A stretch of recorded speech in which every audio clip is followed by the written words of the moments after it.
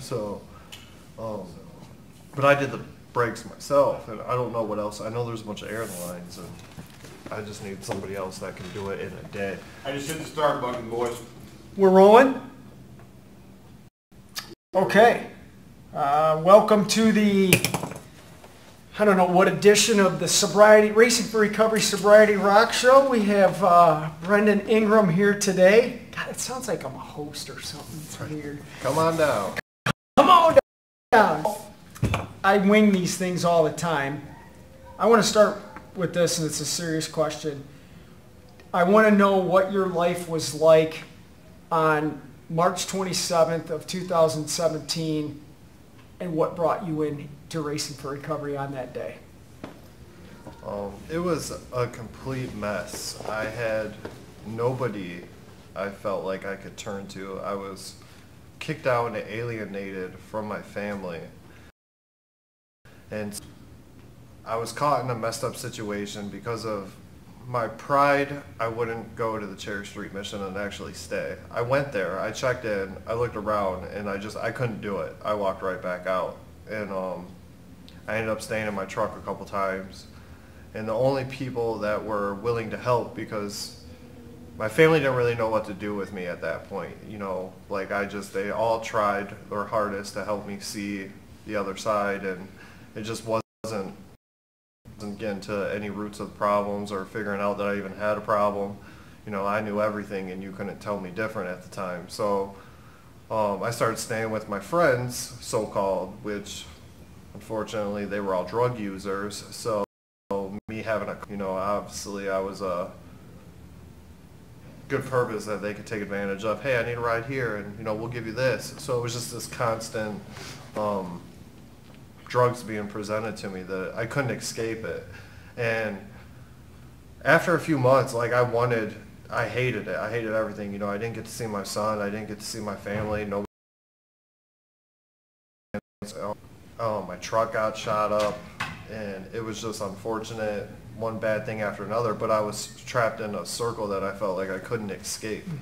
So when I got stabbed, I like to think of it as the best worst thing that ever happened, because it nearly killed me, but it didn't. But it gave me another chance to realize where my actions really were leading me. There was only one or two options. I was either going to die or end up in prison. And I mean, people say that all the time, but I've lived it. I've been arrested 7 times. I've died twice, one from a car accident and one from, being stabbed in my neck. And when I woke up, I didn't think I was going to make it during all that, but when I woke up, I thought that, holy crap, I'm actually alive.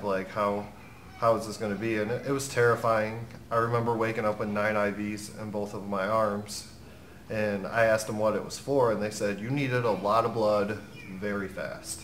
And I was like, oh, that makes sense. And when I was praying, when I was on that bar floor shaking, bleeding out, I wasn't even praying that I was going to live, because I thought it was already past that. I was just praying that when I died, God would let me into heaven. So it was like a very terrifying events to go through all that. But once I woke up, I was like, I'm not going to do that. I'm not gonna be that guy anymore. I'm not going to have to be pleading for entrance into heaven. I want to be somebody else, somebody that people can be proud of and everything else. So when I was in the hospital, obviously my family came around because, the traumatic event, they all wanted to make sure I was okay. It's not that they didn't like me or anything. They just didn't know how to handle the situation, so they kept their distance, tough love type attitude. Weren't going to enable me no more, and I had to figure it out for myself. But while I was in there for those 3 days, which was amazing that I was able to walk out after 3 days, was I got a hold of the social worker at the hospital, who then gave me to Lisa Long, the DART officer, who then gave me a packet of all these recovery places that I could go to.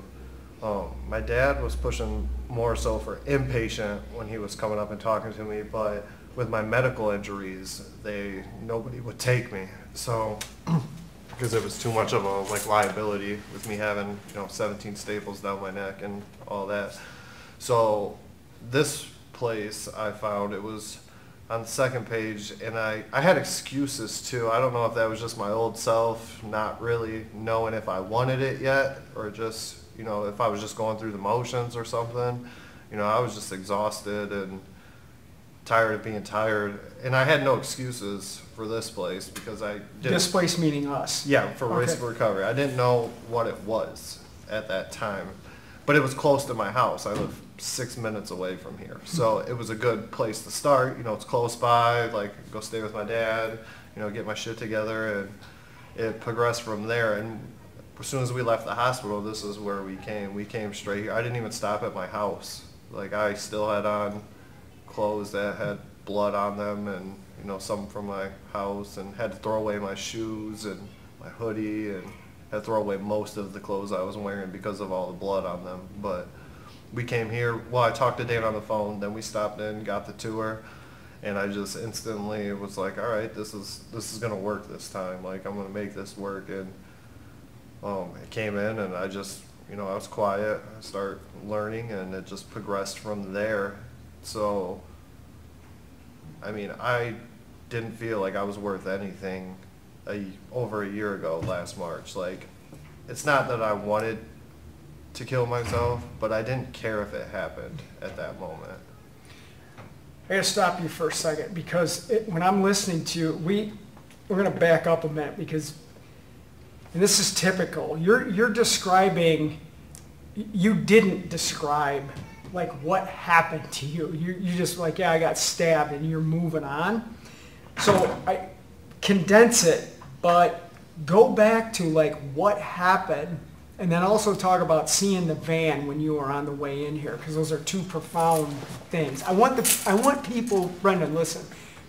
I want people to understand like what happened to you. Yes, you were stabbed, but when you're describing it, it's like, yeah, I got stabbed, and you're moving on. I'm like, we got to back up and talk about what that was like. Well, I was put in a very dangerous situation. I was stabbed by a guy I did not know, and it's just another example of who you surround yourself with is what you're gonna get back. That night I was switching locations from one people I was staying with. I was supposed to stay with this new guy that I knew through a mutual friend, kind of grew up. I've known him for a while. He was a mutual friend between me and somebody who unfortunately passed away because they overdosed last year, is how I met him. And he was like, I got an apartment, and it was only like 2 blocks from the bar I got stabbed at. So we went, and from what I understand is he made some type of deal with this guy, give us a ride, but we had to make a stop first, for drugs. And my friend never came back and left me with this stranger. So he started getting antsy, I started getting antsy. Hindsight, maybe if we would have waited 5 or 10 more minutes, maybe he would have walked up, maybe he wouldn't, but I don't think it really matters because I'm where I'm supposed to be now.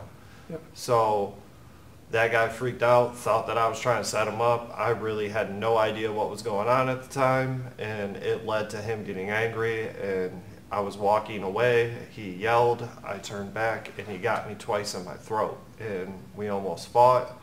Then I turned around, start walking away, something told me it wasn't worth it.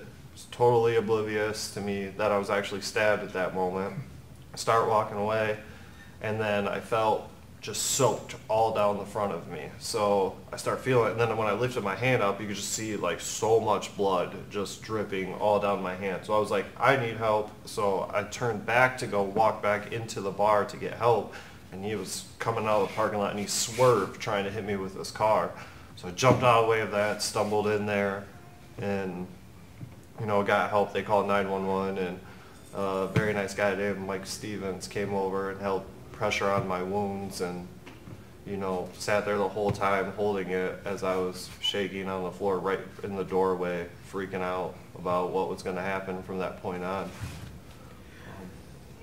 That's more like it. Not that I'm glad you went through that, nor did I want to torment you from describing that again, but again, for somebody who's listening to this, and I had a client earlier this morning, and they were coming in for the first time, and they were talking about being here last night and hearing things and saying, some of those rock bottoms were, worse than what I went through. And right away I was like, this is not about comparing. It's relating. And everything you said in your horrific example there is just, it's the result of drugs. Yeah. Right? It doesn't matter what you've done or like where your rock bottom has to be. Like your rock bottom can turn around at any moment you decide to go in the other direction. Like I firmly believe that. Like it took me getting stabbed. Yeah. So hopefully, it doesn't take that much for somebody else. That's right. But the feelings behind it, I mean, I'm sure other people felt alone. They feel, like everybody hates them, that they can't do nothing right, that it's just one thing after another. I mean, that's all the same stuff. It's just different area and different consequences that happen. I got caught with more things than some other people did, and I've gotten away with some things that other people didn't. So it doesn't really matter about that. But you said something about the van too, and I was about a month or so into recovery, coming here 3 days a week, every day, no matter what. I didn't feel like it. I was so drained, and I think it was just my body trying to recover. So when people talk about like, oh, withdrawals suck, you got 2 weeks, I'm like, all right, now imagine losing at least a third of the blood in your body on top of withdrawing from heroin. I didn't feel good for over a month. Yeah. But I still force myself to get up every morning, and I still force myself to come in here. Now, I wasn't living a full balanced wheel, but I was starting with IOP, and I made sure I was here for IOP at least 3 days a week. If there was nothing else I did, I made it to here. It was 6 weeks in before I first got my one-on-one. And then we had 10 available meetings at the time, and I went to all of them at least once. And most of them I kept going to because I liked it after I actually gave it a shot. It was like, what's this? I'm just sitting at home. Like, I mean, why not go touch people and, get to know people and make a good circle of friends that, people that have been doing it very well.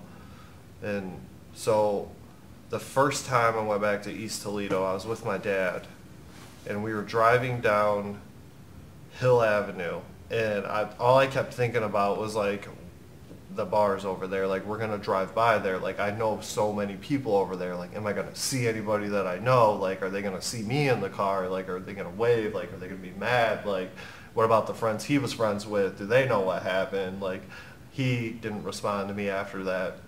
Since then, I mean, I lost my brand new phone and everything else in that night, but I mean, that's just material stuff, so none of that matters. But so my mind was just racing with like all this anxiety building up on like, we're about to go right into the heart of a horrible place that like everything bad I ever did was over there. That's why my family gets really nervous if they ever find out I'm on East Toledo, just because of my past. Every time I was being stupid, it was from East Toledo. So we're driving there, and ironically, at the same moment, we're sitting at Fearing, Western, and Airport, where all that meets. We're at the red light, ready to turn, and the Race for Recovery van drives by with AJ, picking people up to go to the gym and stuff like that. And I remember seeing it, and I was like, hey, that's our van. And my dad started talking about it. And then before I knew it, that conversation led into one thing after another. We were halfway home. We were already back on Hill Avenue going the opposite direction. And it just totally freed my mind up about that. And there was a second time that worked to my advantage too. And I was laughing because, the van's all done up. It's hard to miss. Right. So my stepsister's dad was giving me a ride here to a meeting one night, and we were coming down McCord, and he didn't know where this building was at the time. And so when we turned on the Airport, there AJ was again with the van, and I was like, just follow that van. Like, he's going the same place. And so it's kind of cool, like the little signs of stuff like that just kind of stick out at you. And I mean, just by seeing the logo alone can get your mind out of a very bad spot. Last night during the meeting, we were talking about, what Racing for Recovery has done for people. And you had shared after one of the moms had spoken last night about basically saying, that could have been my mom speaking. So what I'm asking you and I want you to talk about is like, what now through coming to our program for as long as you have, which is over a year of sustained sobriety, how are you learning about what our choices to use drugs, how they really impact our family and friends? It's crazy, like the ripple effect on like how much it affected the people around me that you didn't pay attention to. Like I knew like my choices were going to affect my parents and stuff like that. Like that's just a given. I think anybody doing that knows. I mean, they don't know the severity of it, but like I didn't know how that would affect my grandmother, my sister, my brother, you know, like, and even farther from that, like family members that I don't really see often, but they knew what was going on from a distance, you know, like you maybe see them at the holidays and stuff like that. And I think everything got surreal when I was using because there was one Christmas where I did not show up. And it was when I was kicked out and stuff. And I was invited. I mean, they still wanted me there for Christmas and still got me some stuff. But I didn't want to go over there because I was like, I'm not going to come over here and pretend like everything's all happy when I'm not. Like, I'm not going to put that smile on so you guys can feel better. Like, my truck is shot up. Like, I am living house to house and I am miserable. Like, and I can't get out of this. Like, I couldn't do it by myself. I tried to do it by myself for so long, but I'm one of the people that I mean, I don't have a problem with it now, but I had a hard time asking for help because I just was like, I need to grow up, like I need to figure this out. And then I realized, that was one of the things I learned about coming here, like it's totally okay to ask for help. It's okay to not be okay, as long as you don't have to do anything about it if you talk to somebody. I mean, it's okay to let people in. You don't have to be so guarded all the time. Because once you do that, it makes it easier. And the more you can vocalize that, the more solutions you can get. And you can't get discouraged because something doesn't work for you, you know, because there will be something else. Like, I always tell people, like, if you make a suggestion to somebody to do something, they're like, well, Todd said, like, I should do this. And I always ask them the same question I asked myself in early recovery, was like, well, has Todd ever made me do anything that I regretted? And I haven't.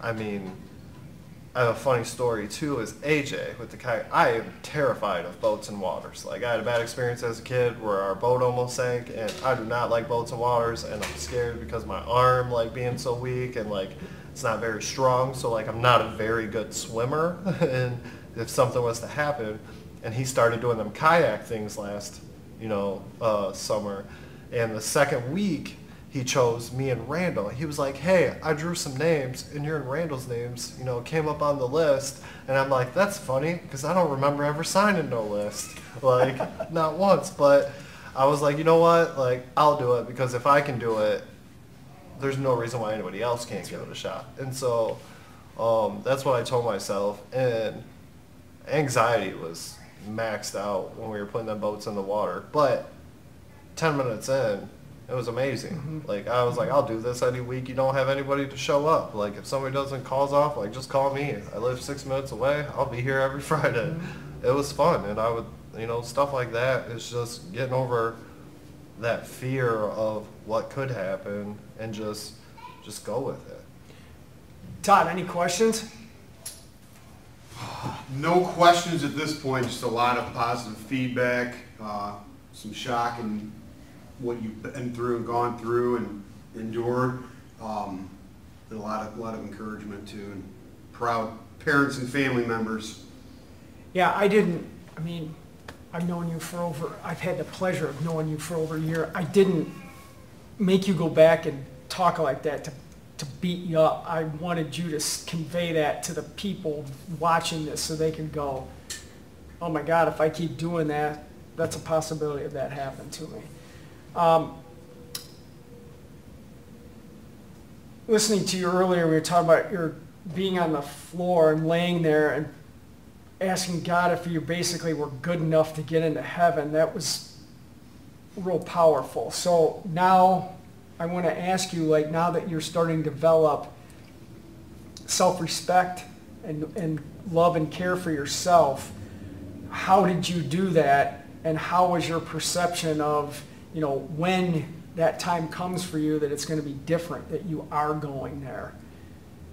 Well, I think just having a strong moral code, like just doing what's right in any given situation. Like if I know I can help somebody or somebody asks me for help and it's not going to hurt me to do it, like I'm just going to go ahead and do it every time. Because when I was blessed with this second chance at life, I feel like that was God's way of being like, look, like I'm going to give you one more shot, but like what you make of it's up to you. And it was just like almost like a reborn again, to be able to start completely fresh. Like everybody was just kind of like the same attitude, like I don't know what, but like you know, we're gonna give you another shot. And I'm like, all right, I'm not gonna fuck this one up. Like I'm gonna be what I want to be, and I'm gonna help who I want to help, and I'm just gonna make sure I put myself first instead of dealing with everything else. And I don't bring up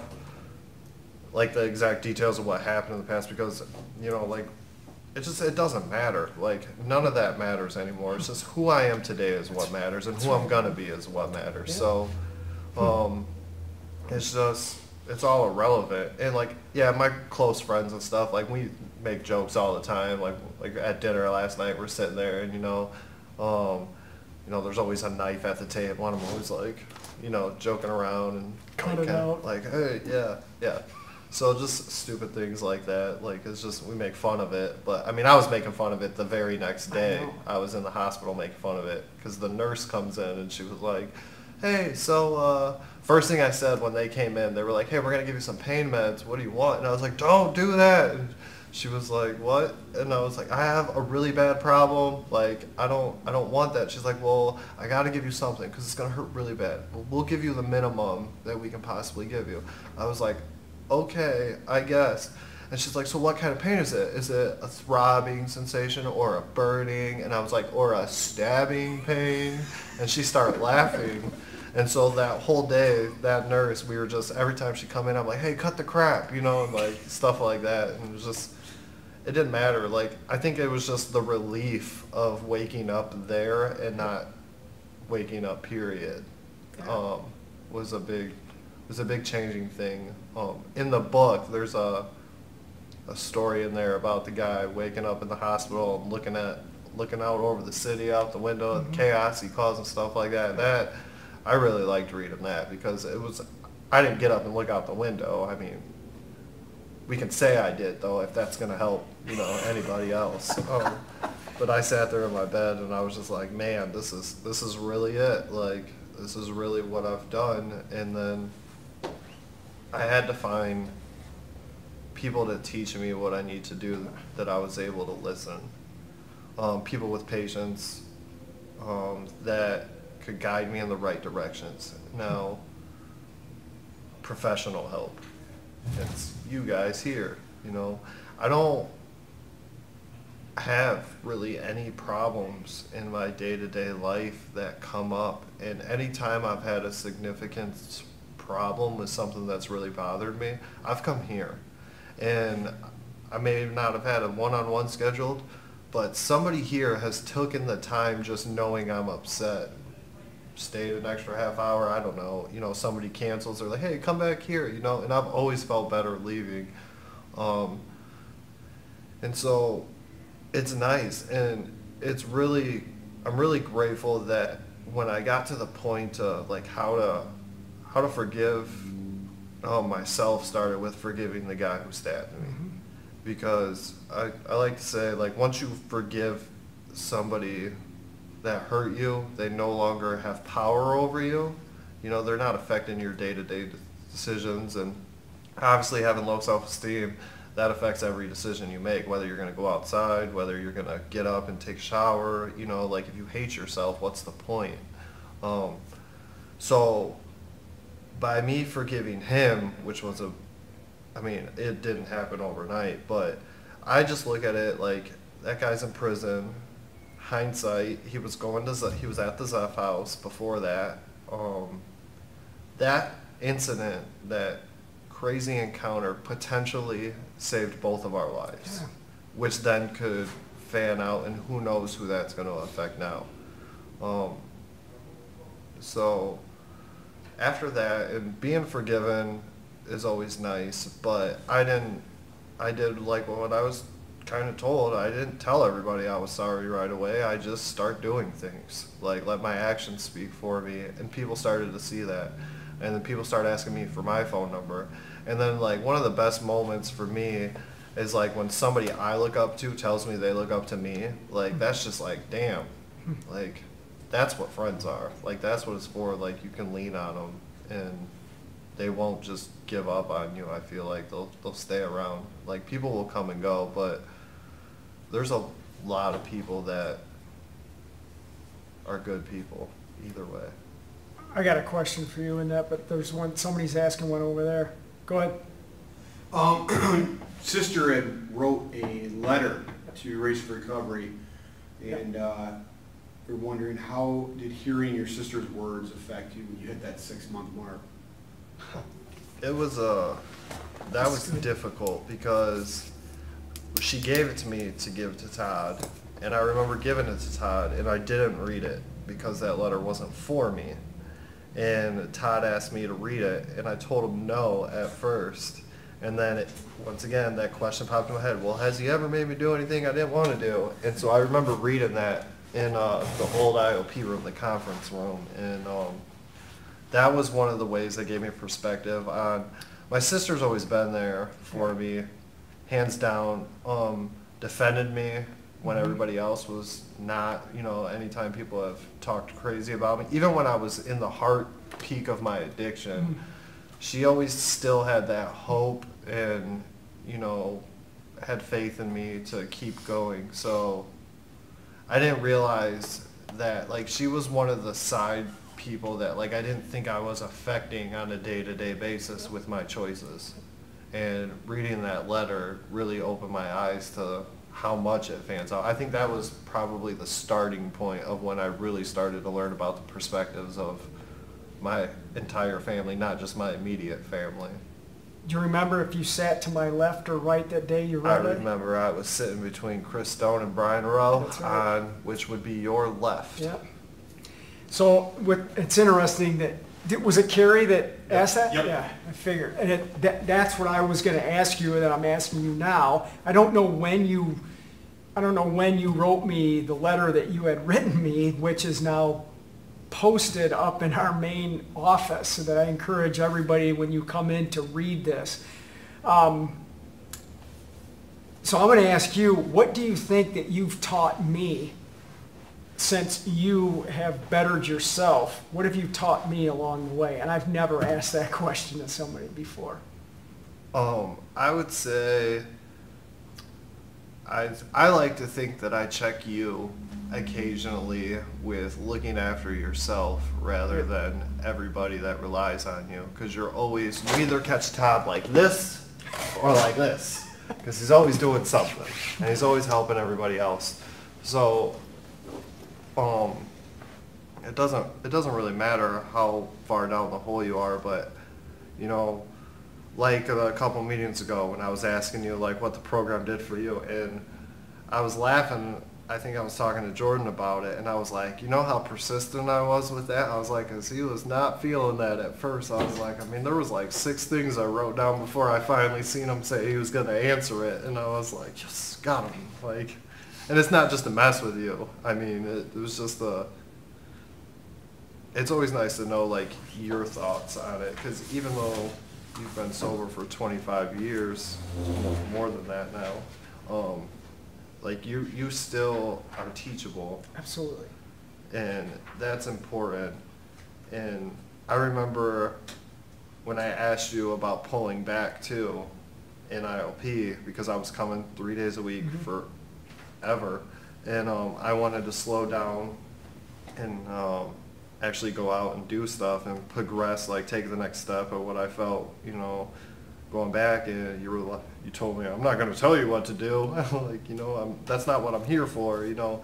And then I pulled you in the kitchen and was like, I'm not asking you for your professional opinion. I'm asking you because you've seen this happen time and time again, and I value your opinion so much that you've seen people come and go. You know more about me than most people do. So I feel like you're better acceptable to notice the changes in what I'm doing rather than somebody who doesn't see me every day.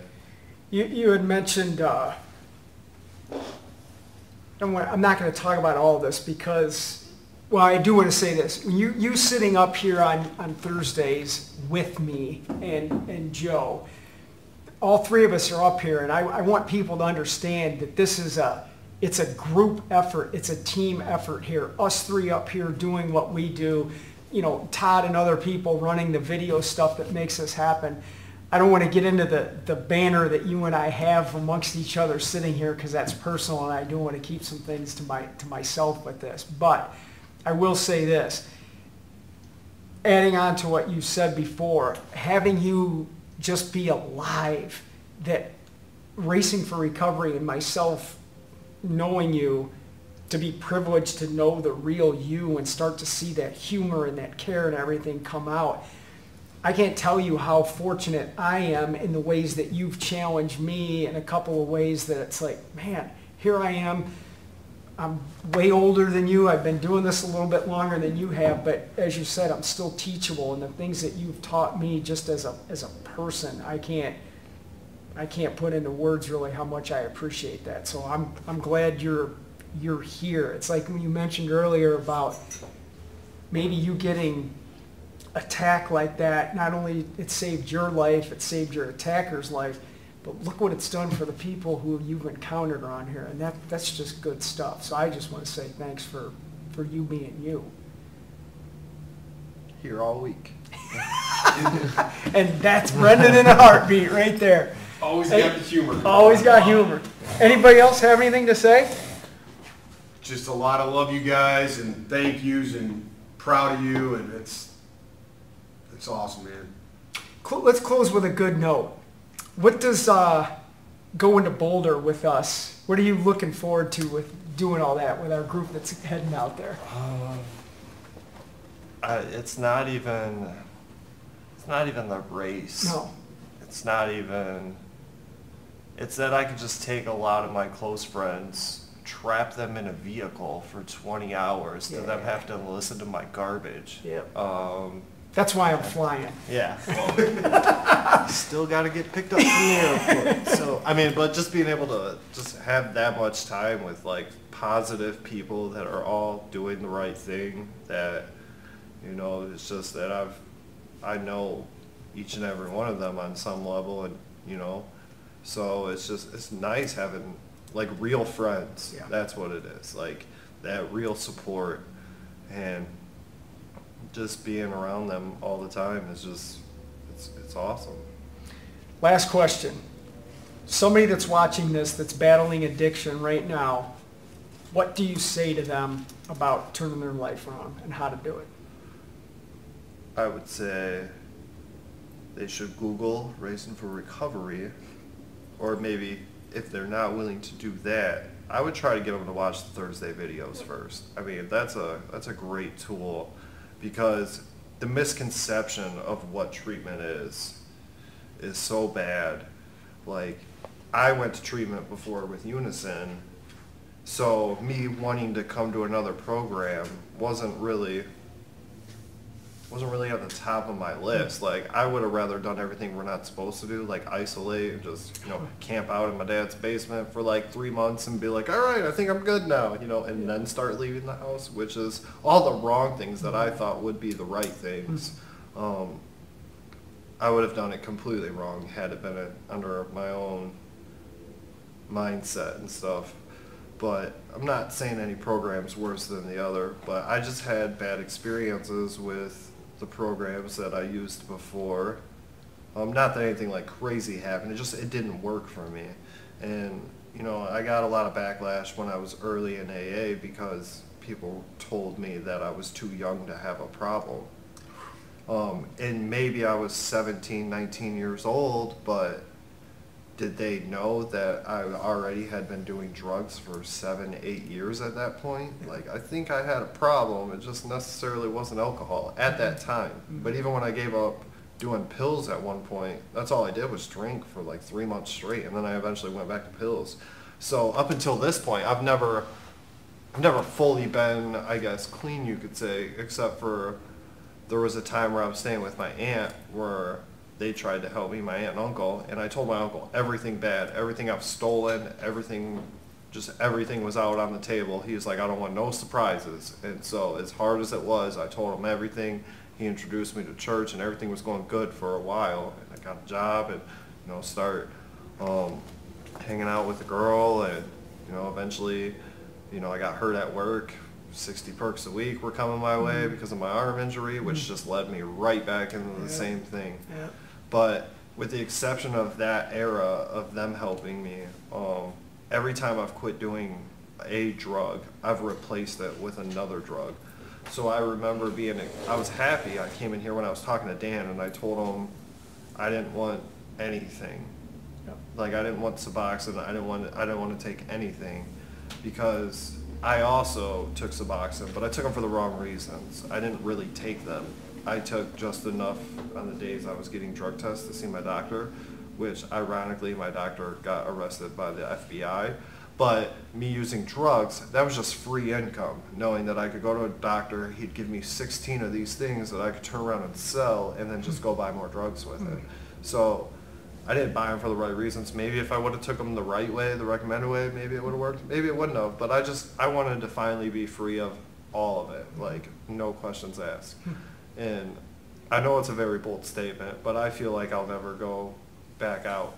And by saying that and vocalizing that, I'm going to remember every time I've said this, if that horrific set of circumstances even present themselves, which I don't think they will, because I know better now. Like, I know what to stay away from. Like, if somebody starts being shitty, I'm just going to leave that situation completely. I'm not going to jeopardize myself to try to help anybody else. But worst case scenario, like, I'll just think, like, I'm not gonna be that guy who sits there every Thursday, says good shit, and then next thing you know, I'm back out and you don't see me for months. Like, and I feel it's just really essential and proven time and time again that I know I have to stay involved with some form of recovery forever. But it's not even the fact that I have to. I want to now. Like, I don't need to. Like, nobody's telling me I need to. Like, I wasn't court ordered to walk in this door, and I'm not court ordered to stay here. But it rapidly changed with all the things I've benefited from, that, like, I want to be here. Like, there's nowhere else I want to be. Like, I've switched shifts on Thursdays just to be here.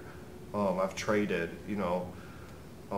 I left work early yesterday so I could be here. Well, that was half the reason, because the other half of my car was obviously messed up. But, it just, like, I go out of my way to make sure I'm here. And even when I pulled back, I still have come every Saturday we've done something. I've still at least showed up, at least for a little bit. That's where all my friends and family really are. I feel like, this place does a lot of great things for me. So I'm always willing to help anytime that something's needed. I'll always be there. I was the first one to sign up for that last race, and I was giving Beaver over there some shit because we were asking him what time people were supposed to come and set up. He's like, oh, I got some people, we're gonna come set up the blow up things, and you start naming them, and I'm like, huh, that's funny.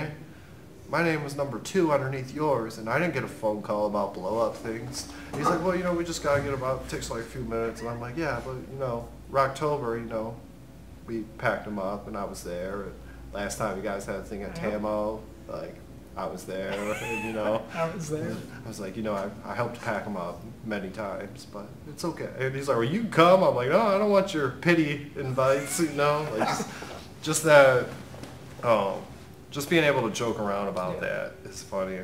Like, I tell people too, like, because I don't want somebody who doesn't know me to overhear a conversation and then take that and judge me for it. But I pretend like I have a huge ego, but it's all in fun and games. Like, I'll be like, I'm kind of a big deal, guys. Like, you need to calm down. I mean, that's not serious. Like, I know, like, everybody's just as important. It's just something that started, and it's just funny to mess with. So It's good. Brendan Ingram, everybody. That's me. You got a question? One comment to close it up, if that's cool. I thought Yep. it was pretty neat. From Carrie. It says, hearing this all over wasn't easy, but it really puts into perspective how far you've come. So proud of you and so grateful to everyone at Racing for Recovery for their love and support. Love you. Pretty awesome. Love you too. See you next Friday, everybody.